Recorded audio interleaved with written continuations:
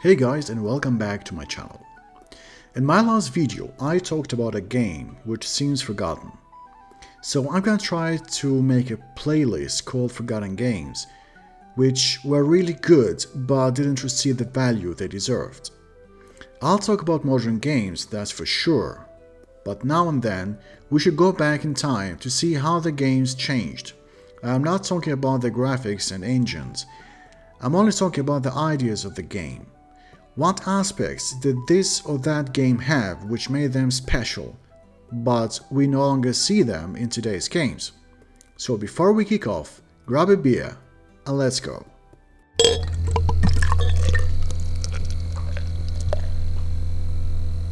Caesar 3 was released in 1998, and it was my first strategy game I played on PC, the days of Windows 2000.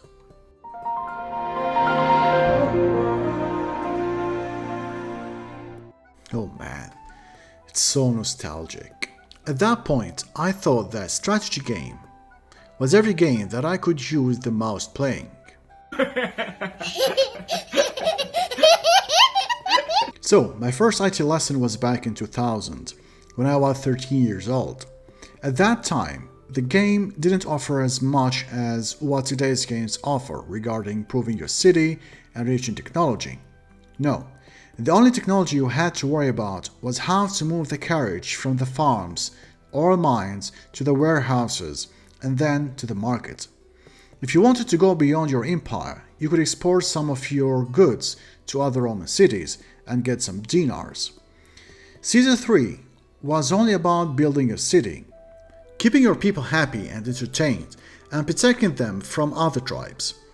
I wouldn't say invaders, since they were the original people of the land you invaded. So you're the actual invader, but anyway. Now, what made that game so special even in today's game standards? First, simplicity. You've got only two buttons, right and left. No wheels. You had to play it using this mouse. And if you had some extra money to spare, you could use this one. So, simplicity was the key. You didn't have to spend an hour just for the tutorial. Just connect the roads, make them reach the houses, and you're ready to build another city in your empire. Second, you only had two kinds of units, the legionaries and javelin. And that's it. You didn't even have archers. The tricky thing was how to use the limited options to repel the attackers. Speaking about limited options, which is the third point. In modern strategy games, this could be a minus, but with Caesar 3, it's a plus. You are only playing as a Roman governor. You are not choosing between several civilizations, and each civilization has its own features, which you should think about, which is good for many people. But remember, we're playing to relax, it's not a history lesson. While other strategy games provide almost the same nations, Caesar 3 played it simple. Only Rome. I'm not talking about Total War series, as it's a different genre. The main focus is only on pure strategy, not real-time strategy. Fourth, variety in different locations. Unlike the variety of building and army options, Caesar 3 really took place in real provinces like Syria, something that would only be portrayed as a place of only fighting desert tribes. Caesar 3 shows these regions as prosperous regions, as they really were. So you're actually learning about what Rome really looked like at that time while you enjoy a simple, easy-to-learn game. You don't need time to master the game, as you don't have much to learn in terms of gameplay. Number 5. No online. At that time, late 90s, online wasn't an option for many, so you didn't have to worry about online issues. Yes, today there are ports which you can use to play the game online, maybe with other players, but I didn't bother check since I'm not an online player. So the idea was quite simple. You didn't have to calm yourself down or break your monitor if the other player got more resources than you.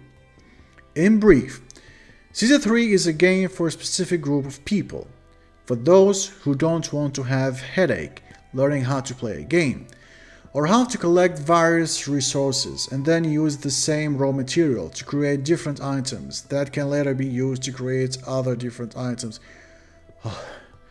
Okay, I just feel sick thinking about all of that.